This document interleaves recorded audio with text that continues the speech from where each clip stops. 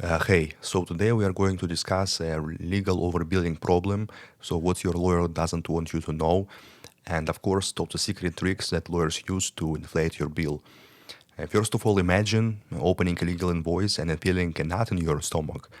And just veggie entries and dozens of hours for tiny tasks, and yet the final just totally seems unbelievable. And in reality, many law firms quietly inflate their fees. And industry insiders estimate that most legal bills are padded by 10 to 30% throughout just sneaking add-ons, and attorneys just employ a host of billing tricks and from just rounding up minutes to charging up for multiple clients for the same work to maximize profit and just under the billable hour system.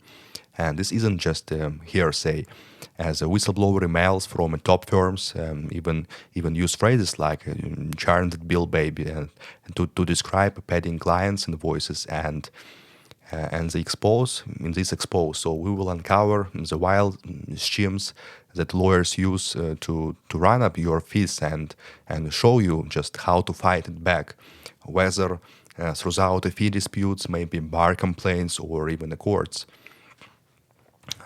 First of all, billable hour trap. Yes, just law firms bill by an hour, so time equals money for them. And that creates perverse incentives. For example, in 2025, analysis just note that billable hours reward inefficiency and drive up costs and put a lawyer's interest at odds with their clients. And a slow, verbose attorney actually makes more money than a fast one.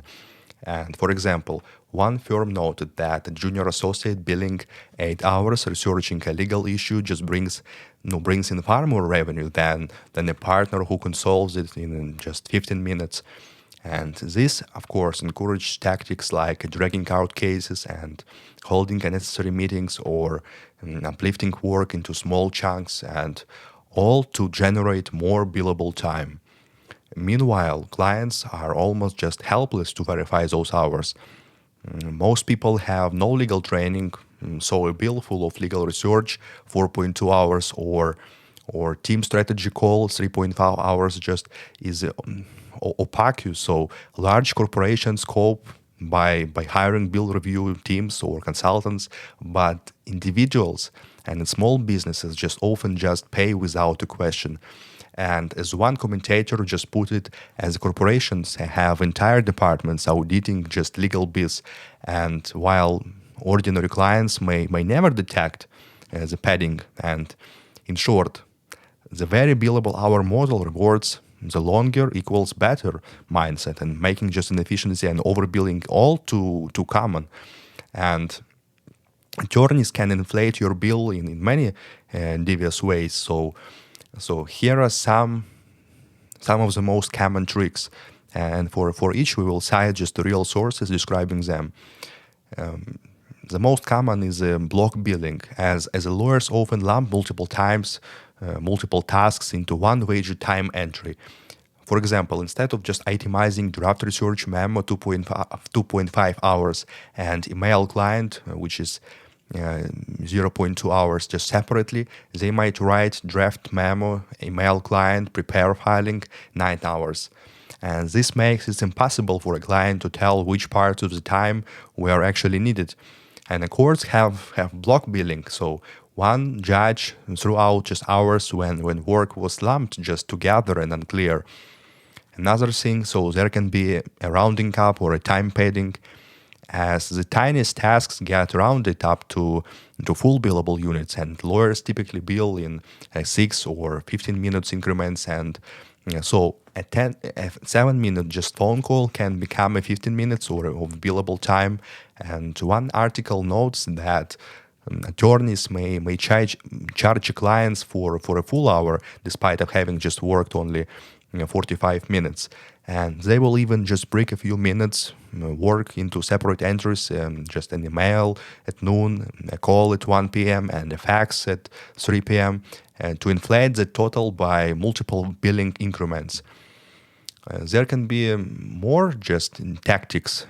For example, double billing Shockingly, so almost one third of lawyers admit to charging two clients for the same work. So, for example, a lawyer just handling two related cases might research a point so once, and bill both clients for full time when just when questioned in ethics investigation, some lawyers confessed to charging just each party as if the time were just wholly devoted to them. And the courts and bar authorities strictly forbid this. There can be also unnecessary work as a churning, and attorneys may perform or prolong tasks just solely to create a billable hours. And for instance, driving to a courthouse conference instead of simply just phoning it, and then just billing travel time is a classic ploy. And another trick is over documenting, as writing long, pointless memos or emails just to justify hours. And one insider email exposed in a team working full time on a random research project is a standard churn that bill baby mode. And imagine, so being billed for that random work, how it feels.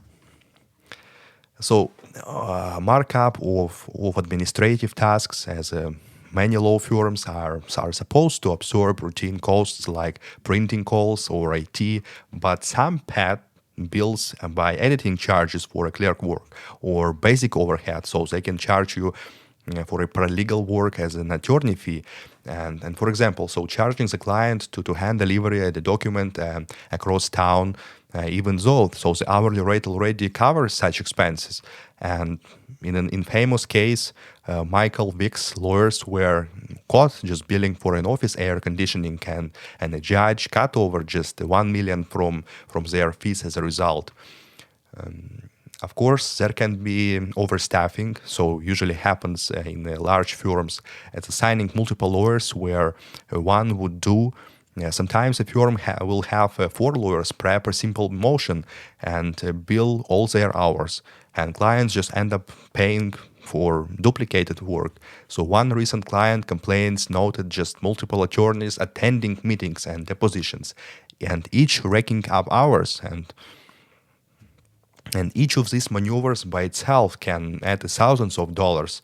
And padded legal bills are considered so routine that California's ethics experts just warn most invoices are inflated by 10 to 30%, as one attorney put it. So it typically takes a lawyer at least 10 hours to work just 8 billable hours. And once you factor in non-billable distractions and in practice, so that means even honest, just filling bills often just include hidden padding. Of course, there are many shocking overbilling scandals, and just the tricks above aren't just theoretical. So plenty of real cases illustrate that pattern and that problem. And one of the most famous cases is a DLA Piper with Adam Victor at 2012. So as a major law firm, DLA Piper just sued an energy executive for $675,000 unpaid fees in just counterclaims and leaked emails. And the client accused the firm of a sweeping practice of overbilling, and lawyers were caught just joking about how to churn that bill and with no limits. And the public thought just ended in a confidential settlement, but the case became famous as the overstaffing, padding, and needless work were at the heart of the complaint. Another thing is excessive hours and suspensions.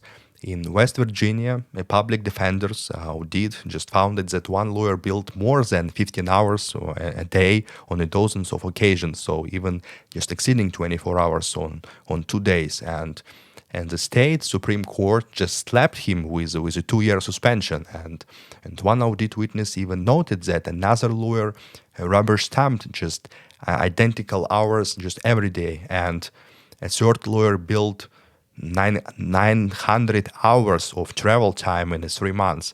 And this scandal shows that overbilling can hit even just the court-appointed cases, and legislators just balked at raises just once they realized that some lawyers gave themselves as a raise by overbilling. it has happened that lawyers literally just write down more hours than exist in a day, and no, it's usually called outlandish just daily totals, and one bar reviewed that case that involved an attorney billing 26 hours in a single day, and another just story that from New York describes a lawyer just claiming that no, to work 1,200 days in 1 year just across multiple jobs. And these absurd entries trigger disciplinary investigations. And in one incident, a partner inflated an associate's 2.5-hour task by 3 hours. And when auditors spotted it, the lawyer was suspended. And this is very expensive fraud. So, as mentioned, the clients have even just billed for a non-lawyer expenses in addition to the VIX Ace case. And newspaper have reported that lawyers charging clients for Chateaubriand dinners and the private jets on the side. It's a luxury just part, but still. So one Apro errors just ethics jokes that equipped a firm with the charges for Chateaubriand and delivered Calcan. And these abuses often came out only when the clients demand details.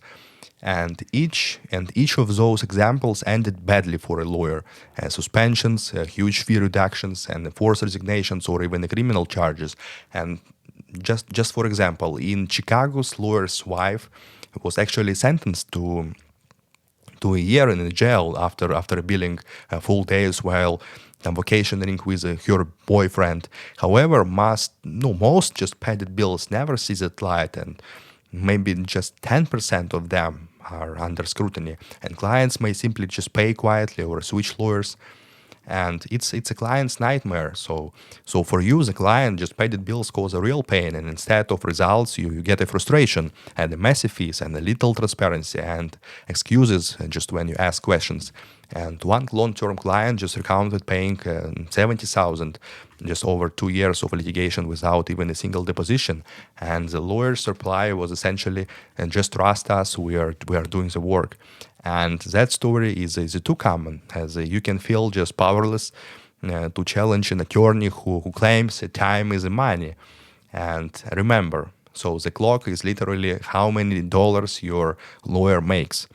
And as one former judge noted that when a billing attorney has you on the matter, as long as the clock is running, so time is not of the essence. And the clients often say that the standard reply, so you're not a lawyer, and let us do our job. But there is no excuse for wage line items, and law firms design invoices for all involved attorneys to look the same lens, and more pages equals more money, because you usually lack the legal background to verify every entry. So most clients end up just overpaying without knowing it. And the corporations fight this with internal audits, but individuals have fewer options. And in short, you're hit with an unpredictable, inflated bill that rewards inefficiency and punishes you the exact opposite just of value for money. And this breeds anger and distrust and leads many to quit their law firms and the mid-case. Of course, you should fight back, but the question is how to challenge an inflated bill. First of all, you do have options. Don't resign yourself to overpayment. Just here are steps every client should consider. First of all, you should demand transparency. Insist on detailed, itemized invoices. Just challenge value entries just for example. So courts routinely deduct hours if a firm bills just excessive, just time or non-lawyer tasks. So if you see clerk time or file letters billed at attorney fees, so question it. And remember, basic administrative work as a printing, scheduling is a part of the overhead, so not billable for lawyers. And if two attorneys are billed for the same just minor task, ask why. And the more specific your invoice is, the harder it is for padding to hide. And clarity as a number one thing in the fee agreement. as review your retainer and the fee agreements just to see what you agreed to. As the California's bar, for example, requires a clear fee agreement and allows arbitration if the client is requested. If your contract is silent on details, so demanding them now won't retroactively just avoid the bill, but it sets expectations for the future, and just always question an attorney who tries to nickel and dime undefined charges, and use fee dispute programs, as most jurisdictions offer informal just fee arbitrations or mediation. And just for instance, New York State has a fee dispute resolution program for clients to resolve fee conflicts, and California's bar makes it mandatory for lawyers to arbitrate if a client asks. And many local bar associations, and for example in Philadelphia, New Jersey, and etc., so also run fee arbitration for fee disputes. So these programs provided a neutral review by lawyers or for judges, and can enforce a reduction. So if the fees are unreasonable, of course. And it's often faster and cheaper than a court, and the lawyers have to participate if mandated by state rules.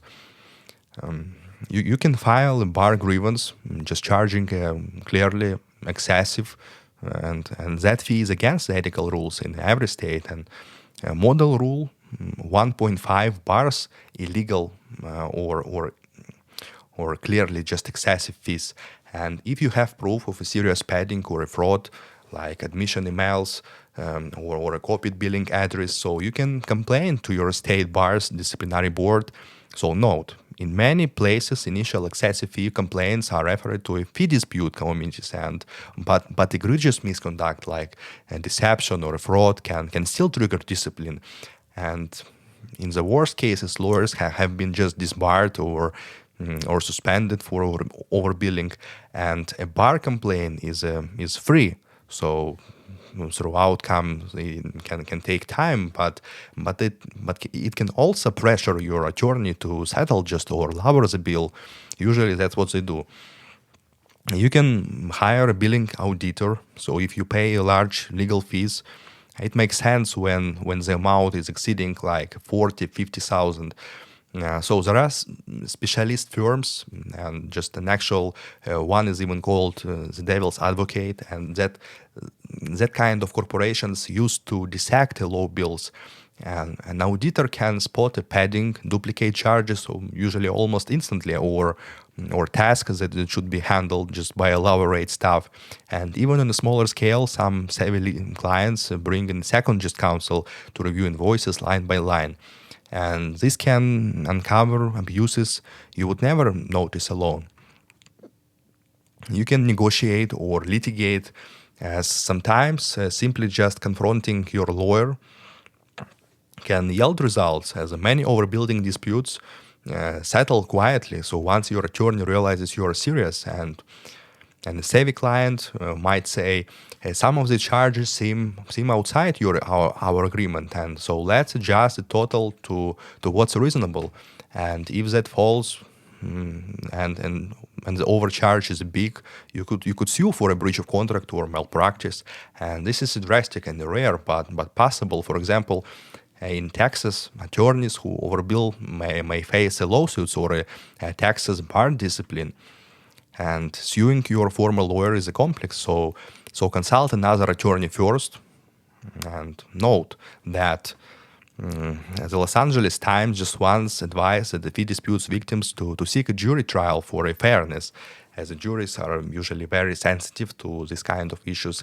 You can take other protective measures as going forward, just to limit overbilling by negotiating a flat fees or a capped fees when possible, and agree at the outset that any out-of-scope work requires your consent, and keep detailed records on your of your own communications and the tasks you complete, to compare against the bill, and enforce guidelines. And just major clients often require exact time entries and forbid just wage blocks. And the clearer you're about just charging rules, the less room the lawyer has to pad the hours. And A 2023 expert guide sums it up. So, well-informed client with a process of for a legal spend, just management and a bill review in the right formula can avoid the billing disputes. And in other words, be proactive and vigilant. In in conclusion, so toward fairer billing, the hidden billing tricks above just show why many people just find hourly billing frustrating and unfair, as overbilling erodes trust and wastes clients' money, often just without any better results on the case. But it doesn't have to be a mystery. By understanding these tactics and knowing your rights, you can push back on inflated bills and insist on the clear bills and just use arbitration programs or even go to the disciplinary board if necessary, as every dollar saved from a padding is a victory. Ultimately, the goal should be fair system where lawyers get paid for some real work, not for gaming the clock. And the legal industry itself it slowly recognizes. So many firms are experimenting with the flat fees, veggie billing, and stricter billing oversight to curb abuse. And as a client, so demand charge your wallet so and the sanity will thank you.